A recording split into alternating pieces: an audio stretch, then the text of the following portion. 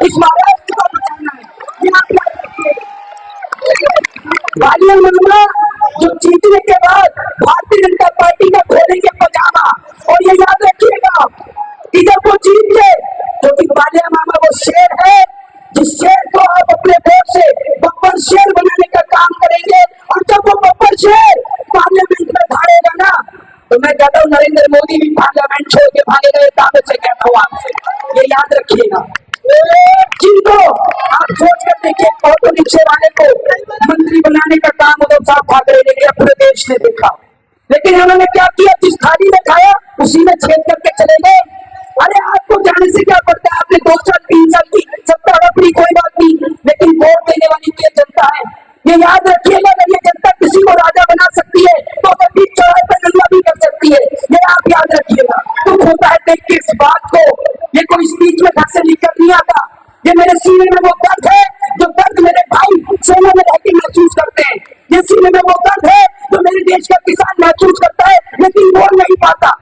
लेकिन मैं एक बात आपको बताना चाहता हूँ कि सड़क पे खड़ा जवान किसी के बाप का गुलाम नहीं है। खेत में अनाज पैदा करने वाला किसान किसी के बाप का गुलाम नहीं है। वो प्यार करता है इस देश की मिट्टी से, इसलिए सड़क पर गोली खा रहा है। और दूसरी बात ये अब की बार अगर आप मुस्लिम हैं तो बटन ऐसा दबाइएगा कि बिल्कुल बांधों के बलात्कारी जेल में जाए, और अगर आप हिंदू हैं तो बटन ऐसा दबाइएगा कि आप भगवान प्रभु श्री राम से नजर मिला सके कि जिन्होंने 20 कंपनियों से 250 करोड़ रुपए का चंदा दिया, उन्हें हरा के आया हूं, ऐसा बटन दबाइएगा। इनसे स्वागत करता हूँ, धन्यवाद करता हूँ। मैं फिर राजमान मेरे बड़े भाई जिनकी वजह से मैं आप लोगों के बीच आकर अपनी बात को रख पाया, मेरे बड़े भाई हाजी इस्माइल मिर्ची और आप सभी लोगों के चहीते एमएलए रुपेश मात्रे जी भी आप लोगों के बीच मौजूद है। इनका भी दिल की गहराई से मैं धन्यवाद करता हूँ। मेरे बड़े भाई प्रशांत राज साहब और रणवीर भाई, इनसे तो आप सभी लोग परिचित हैं। देखिए, एक बात तो आज साफ नजर आ गई कि मैंने वो दौर तो नहीं देखा कि जब मेरे बाप दादाओं ने अंग्रेजों से लड़ाई लड़ी थी, लेकिन आज मैं वो दौर देख रहा हूँ कि जब कुछ लुटेरे इस देश को बेचने का काम कर रहे हैं, तो तिलक और टोपी वाले सारे एक साथ हो गए जो आपको मंच पर साफ नजर आ रहे हैं। इसलिए मैं एक बात कहना चाहूंगा कि सारे जहां से अच्छा हिंदुस्तान हमारा, और वो इसीलिए कहा जाता है क्योंकि रमजान और दिवाली की रौनक यहाँ के अलावा कहीं और देखने को नहीं मिलती है। बहरहाल भारतीय जनता पार्टी वाले बड़ी तेजी से चल रहे हैं कि अब की बार नहीं, अब की बार ये जनता कह रही है, अब की बार जूता है तैयार। ये याद रखिएगा कि आएंगे घर पे वोट मांगने तो अब की बार हमारा जूता तैयार है। दूसरी बात ये है कि भाई बहुत भारतीय जनता पार्टी वाले नीचे कमेंट में लिख रहे हैं कि एक शेर को हराने के लिए सारे के सारे लोग एक हो गए। तो मैं उनको बताना चाहता हूँ कि जब गली मोहल्ले में कोई चोर आता है ना, तो उस चोर को पकड़ने के लिए सारे लोग एक हो जाते हैं। तो ये भाजपा के चोर हैं, तो ये भाजपा के चोर हैं जिनको पकड़कर देश से भगाने के लिए हिंदू और मुस्लिम सब एक हो चुके हैं। और दूसरी बात ये कि अब की बार अगर आप मुस्लिम हैं तो बटन ऐसा दबाइएगा कि बिल्कुल बांधों के बलात्कारी जेल में जाए, और अगर आप हिंदू हैं तो बटन ऐसा दबाइएगा कि आप भगवान प्रभु श्री राम से नजर मिला सके कि जिन्होंने 20 कंपनियों से 250 करोड़ रुपए का चंदा दिया, उन्हें हरा के आया हूं, ऐसा बटन दबाइएगा। ये लोग सिर्फ कुछ नहीं कर रहे, पूरे देश में नफरत का बाजार खोल के बैठे हैं। और हमारे राजा बाबू तो न जाने कौन सा नशा करते हैं, ऐसा कोई सजा नहीं जिसे राजा बाबू ने ठगा नहीं, इन्होंने सबको ठग रखा है। और एक बात कहना चाहूंगा कि मोदी जी अगर वादों के सच्चे होते तो शायद मोदी जी के भी बच्चे होते, पोती से नहीं पोती से होते। दूसरी बात ये कि प्रधानमंत्री नरेंद्र मोदी जी, एक बात बता देता हूँ कि टीम इंडिया का वर्ल्ड कप भी शुरू होने वाला है। आप तमाम लोगों से कहूंगा कि अपने फोन में इस बात को रिकॉर्ड कर लें और रिकॉर्ड करके ये बात प्रधानमंत्री नरेंद्र मोदी तक पहुंचा दें, क्योंकि टीम इंडिया आपने देखा कि 50-50 का वर्ल्ड कप भारी, वनडे का वर्ल्ड कप भारी, तो अगर T20 का वर्ल्ड कप टीम इंडिया जीतना चाहती है तो ये गेंदबाज को खिलाए नरेंद्र मोदी को, क्योंकि उससे देश को फेंकता ही है, मुझे लगता है। दूसरा, ये देश में हिंदू और मुसलमान के नाम पर नफरत का जहर घोलने का काम करते हैं।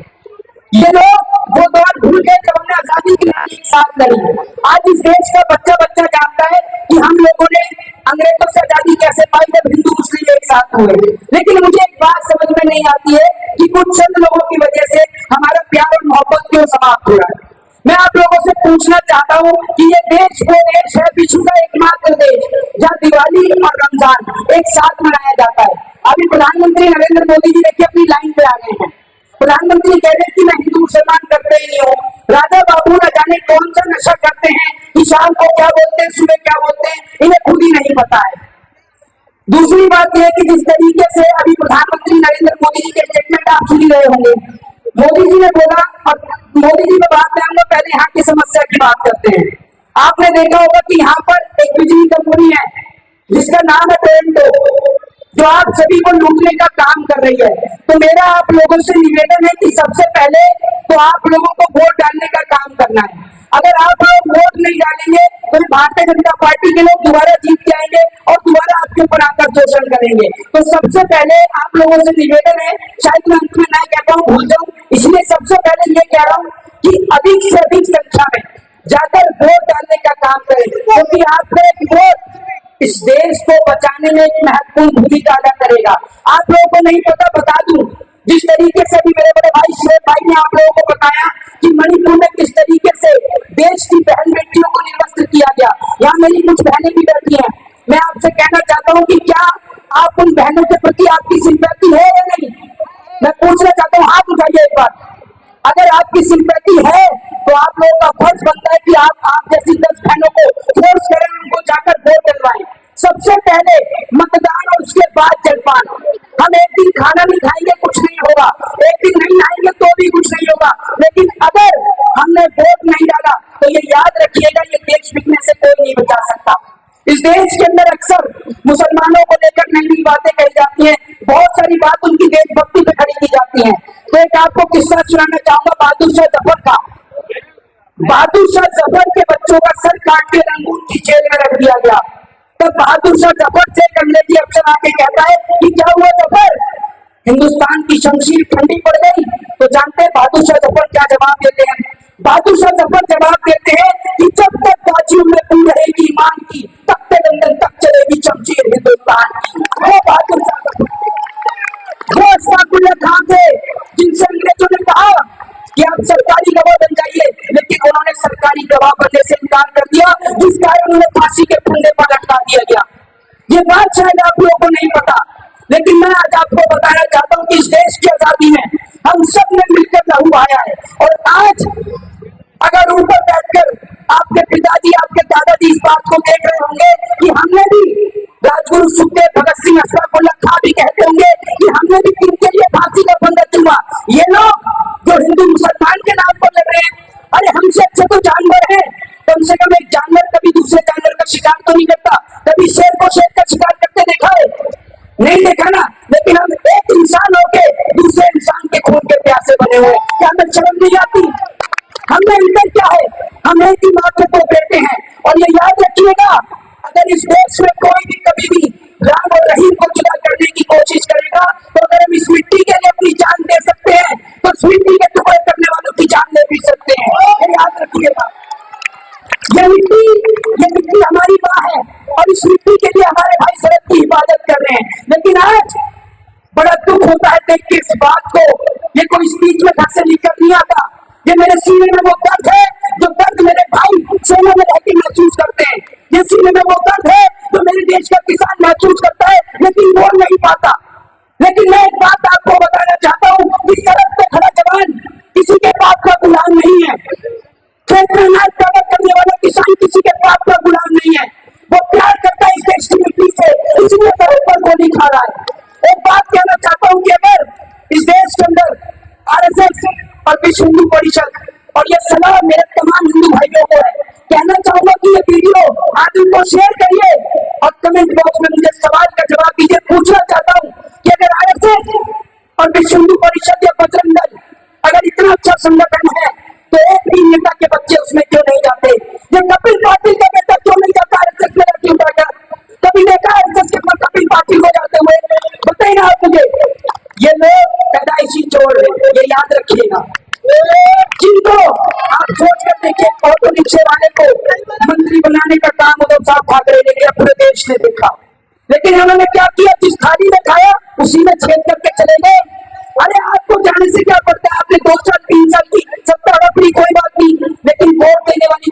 सकता है। ये याद रखिएगा, अगर ये जनता किसी को राजा बना सकती है तो सभी चौराहे पर दंगा भी कर सकती है, ये आप याद रखिएगा।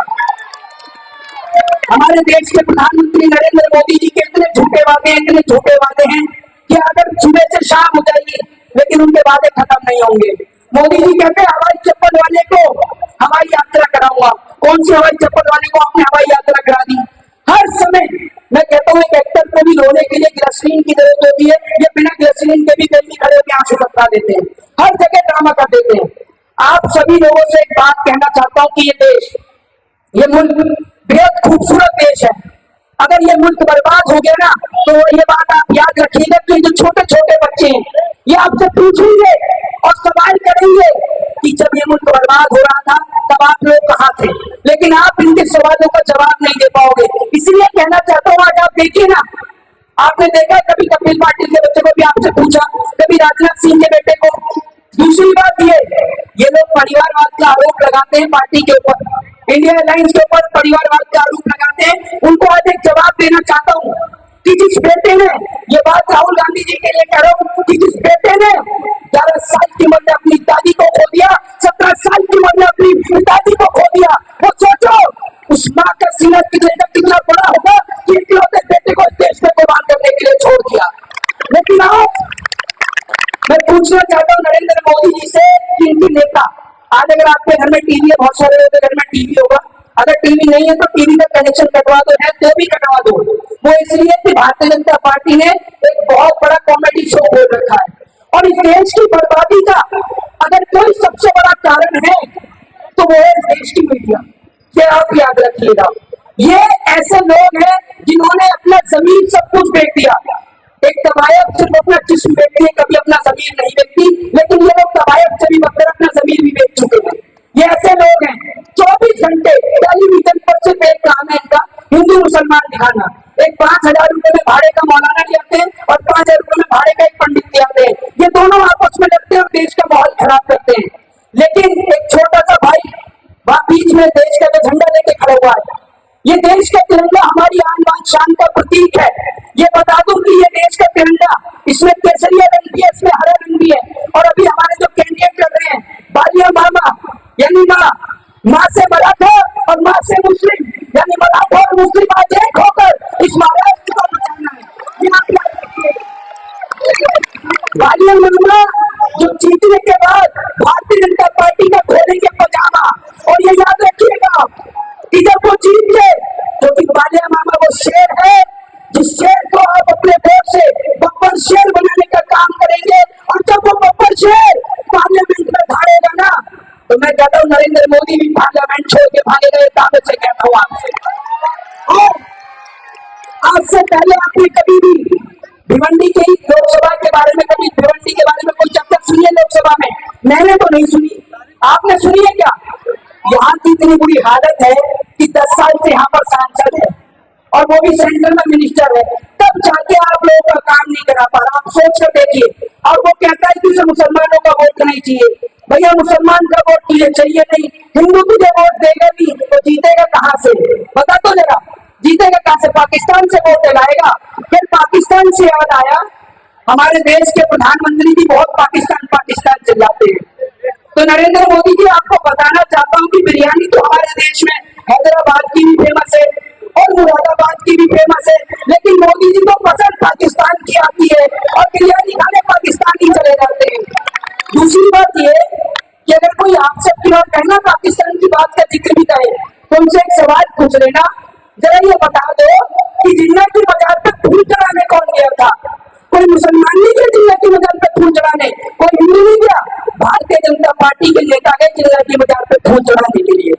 ये ऐसे लोग हैं जो पाकिस्तान हमारे देश के जवानों को शहीद करने का काम करता है। ये भाई बिल्कुल बिरयानी खाने पहुंच जाते हैं, केक कटवाने पहुंच जाते हैं। और सुनिए, जब जब देश पे खतरा मंडराया है, इस देश का चौकीदार देश से फरार हो गया, याद रखिएगा। जब अभी हाल ही में मणिपुर के अंदर आपने देखा महिलाओं को निर्वस्त्र किया गया था, मोदी जी कहां थे कोई पूछे उस टाइम पर? मोदी जी देश से बाहर थे, इन्हें कोई फर्क नहीं पड़ता। इनका तो सीधा से एजेंडा है कि जिनको आप समझ रहे हो ना लीडर, ये है रंगा पिल्ला प्रॉपर्टी डीलर। ये याद रखिएगा, ये लीडर नहीं, ये प्रॉपर्टी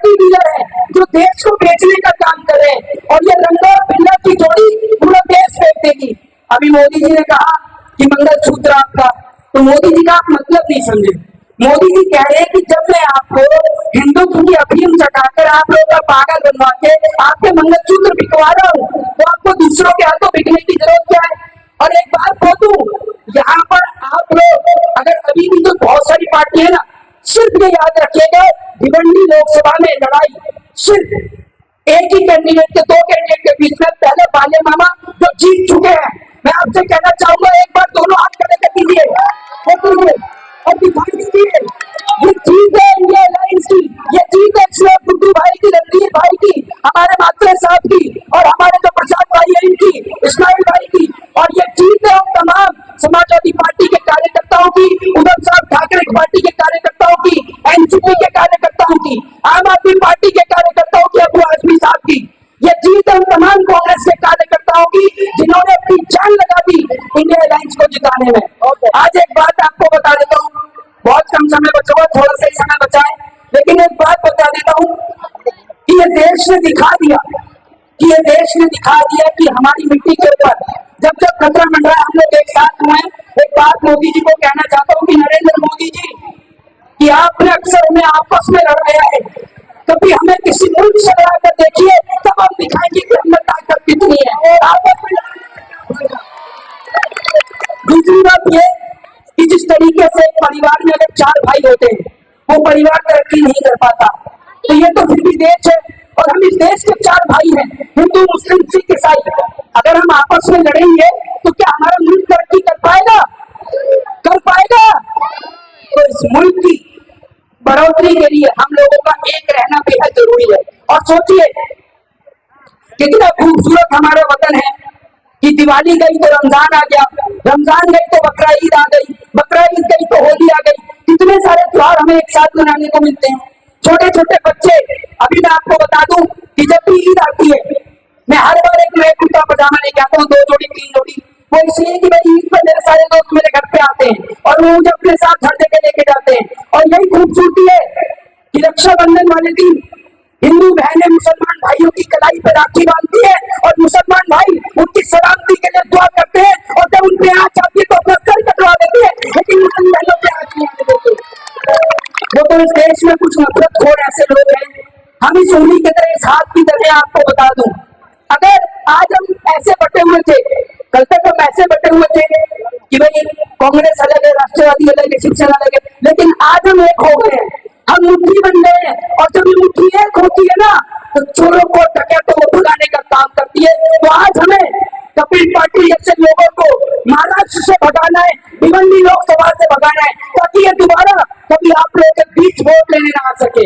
इन लोगों ने वो अत्याचार किया है, सिर्फ लोगों को पागल बनाने का काम किया। अभी एक आपसे पूछना चाहता हूँ, ये सवाल का जवाब रणधीर भाई से लूंगा मैं।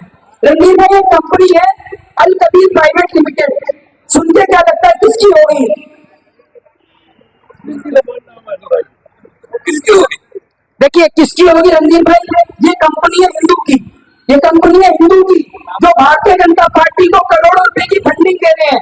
लेकिन भारतीय जनता पार्टी, मैं आपसे एक बात कहता हूँ, अगर आपको, भैया गाय हमारी भी माता है, पूरे देश में सबकी माता है, लेकिन गाय का बछड़ा इनसे भी समझदार है। ये सोचिए, वो गाय का दूध पीता है, गाय का मूत्र नहीं पीता, गोबर नहीं खाता है, ये गाय का मूत्र और गोबर खा रहे हैं। भाई मैं भी ब्राह्मण हूँ, गाय का जो मूत्र है उसका इस्तेमाल घर की शुद्धि के लिए काम आता है, पूजा के समय काम आता है, पीने के लिए काम नहीं, तो जो पिया जाता है उसमें बहुत सारी चीजें मिलाई जाती है, उसके बाद उसको पीने योग्य बनाया जाता है। ये लोग डायरेक्टली निकल रहे हैं, तो जिनके दिमाग में गोबर जा रहा है तो गोबर ही भरा रहेगा। दूसरी बात ये, मैं एक बात कहता हूँ कि करोड़ों मेरे हिंदू भाइयों की मेरी तरह आस्था का प्रतीक है गौ माता। अगर आपको भैया गाय के कटने से तकलीफ हो रही है, तो गाय को राष्ट्रीय पशु घोषित क्यों नहीं करते? इसलिए नहीं करते, वरना 250 करोड़ रुपए का चंदा कहां से आएगा? चंदा भी तो आना है, तो टेम्पू तो सारा इधर ही खड़ा हो रहा है, इसलिए राष्ट्रीय पशु घोषित नहीं कर रहे। अभी एक बात बता दूं, एक रमन्ना है, प्रचंड रमन्ना, जिसने हिंदू बेटियों के साथ 2975 बेटियों के साथ बलात्कार करने का काम किया, उनकी वीडियो बनाई। ये बात आपको पता है? पता थी आपको? बात कितने लोगों को पता थी? नहीं पता, कहां से पता होगी? 24 घंटे टीवी मीडिया को फुर्सत ही कहाँ है हिंदू मुसलमान से, मंदिर मस्जिद से, और जब इनसे पेट ना भरे तो पाकिस्तान से। पाकिस्तान पे तो ऐसे चली जाती है कि भैया ऐसा लगता है कि अभी गेट खोल दूं तो आतंकवादी सीधा घर के अंदर आ जाएंगे, इतना डरा देती है पाकिस्तान से। तो दूसरी बात यह है कि भैया हम कह रहे हैं कि गाय को राष्ट्रीय पशु घोषित कर दो, सारे बवाली खत्म। तो प्रज्वला रमन्ना ने देश की 2975 बेटियों के साथ बलात्कार किया, लेकिन कोई स्मृति ईरानी नहीं बोली। स्मृति ईरानी तो बिल्कुल चुप, जैसे फेविकोल जम जाता है ना गले में, ऐसे फेविकोल जम गया, वो बोली नहीं। मोदी जी नहीं बोले, मोदी जी कहां से बोलेंगे? मोदी जी बेचारे ठीक से बेटी बचाओ बेटी पढ़ाओ नहीं बोल पाते, वो बोलते हैं बेटी बचाओ बेटी पढ़ाओ, ये मोदी जी बोलते हैं। सुन लीजिएगा स्टेटमेंट। दूसरी बात ये, जनाब सहारनपुर पहुंचे, अलग ही हुनर रहते हैं आपके राजा बाबू। जनाब बोलते हैं वहां पर लकड़ी की नक्काशी को बोलते हैं लड़की की नक्काशी। सोचिए दिमाग कहां चल रहा है इस आदमी का। देश के प्रधानमंत्री, आपको पता ही कि उनकी भाषा कहां से कहां पहुंच जाती है। दूसरी बात ये कि आज इस देश के अंदर प्रधानमंत्री ने बात करी 2 करोड़ रोजगार देने की। 2 करोड़ रोजगार देना तो दूर की बात, कल मैंने एक वीडियो बनाई है पावर लूम की, कई लाख लोग यहाँ से बेरोजगार हो गए। लेकिन एक बात, जो टोरंटो कंपनी को लेकर ये बात कोई मर्द ही कह सकता है, और ये बात तो है कि भिवंडी लोकसभा से कोई मर्द ही चुनाव लड़ रहा है, और उस मर्द का नाम है बाले मामा, जिसने ये बात कही कि अगर मैंने टोरंटो कंपनी का यहाँ से दोबारा रिन्यूअल अगर होने दिया तो मैं दोबारा चुनाव नहीं लड़ूंगा। ये बात कोई मर्द नहीं कह सकता है, ये याद रखिएगा। वरना कपिल पाटिल पिछले 10 साल से आपको लुटवा रहा है, 10 साल से। उसने तो नहीं बोला आज तक। अभी कल मोदी जी आके गए कल्याण में, वो बोले कि टोरंटो को लेकर एक भी बार नहीं बोले। अभी जैसे आप मेरे को सुनने के लिए रात को 10 बजे तक खड़े, ऊपर घर में भी सब लोग खड़े, आप लोगों से सिर्फ एक ही बात कहूंगा कि सबसे पहले सुबह उठ के हमें सिर्फ एक काम करना है, वोट की चोट। ये याद रखिएगा, कलम में वो ताकत होती है जो ताकत हथियार में नहीं होती, और हमें कलम की लड़ाई लड़नी है, वोट की लड़ाई लड़नी है। हमें दिखाना है कि वोट में क्या ताकत होती है। एक बात आपसे कहना चाहूंगा कि दारू और मुर्गे के चक्कर में बिल्कुल मत आइएगा, क्योंकि एक बार के दारू और मुर्गे के चक्कर में ये फिर आपको पूरे 5 साल मुर्गा बनाएंगे। इस बार कह रहा हूं कि सब चक्करों में मत आइएगा। और कुछ मुसलमानों के यहाँ पर बहरूपिये भी घूम रहे हैं, बता दूं आपको, जो कह रहे हैं कि हम उनके देशी हैं। जब इन मुसलमानों के ऊपर अत्याचार हुआ तब तुम कहाँ गायब हो जाते हो? अभी बहुत सारे मुसलमानों के बच्चे जो स्कूल भी नहीं जाते बेचारे, कभी पकड़ के इनसे पूछे कि बेटा चल तेरे को मैं पढ़ाऊंगा, पूछे तो ये इनसे बच के रहना। ये सिर्फ वोट काटने का काम करते हैं, इनके पास तो चंदा आ चुका है, इनकी जेब तो फुल टाइट है, ये सिर्फ वोट काटने के लिए खड़े हुए। अगर ये वोट काटने के लिए खड़े नहीं होते तो भी मंच पे आते और रणधीर भाई का हाथ उठा के बोलते कि रणधीर भाई मैं बाले मामा के साथ खड़ा हूं, जब तक मेरी सांस है मैं बाले मामा के साथ खड़ा हूं। लेकिन इन्होंने ऐसा नहीं किया ना, क्योंकि ये सिर्फ वोट काटने के लिए खड़े हुए। और आप लोगों से कहना चाहता हूं कि दिखा दो कि मुसलमान वो समझदार कौन है जो किसी के झांसे में आने वाली कौन नहीं। ये मुसलमान अशफाकुल्लाह खान को मारने वाले या गुलजराब आजाद को मारने वाले हैं, ये किसी बहरूपिये के कब्जे में नहीं आएंगे। तो क्या आप किसी बहरूपिये के कब्जे में आओगे? नहीं आओगे ना। तो अपना वोट बिल्कुल सही जगह, यानी बैलेट नंबर 2 तुतारी बजाते हुआ आदमी बाले मामा को दीजिएगा। एक बार ध्यान से देख लीजिए, ये बाले मामा का चुनाव चिन्ह है, तुतारी बजाता हुआ आदमी। तुतारी बजाता हुआ आदमी कहीं जाना, सिर्फ ऊपर से दूसरे नंबर पर बाले मामा को आपको वोट देना है।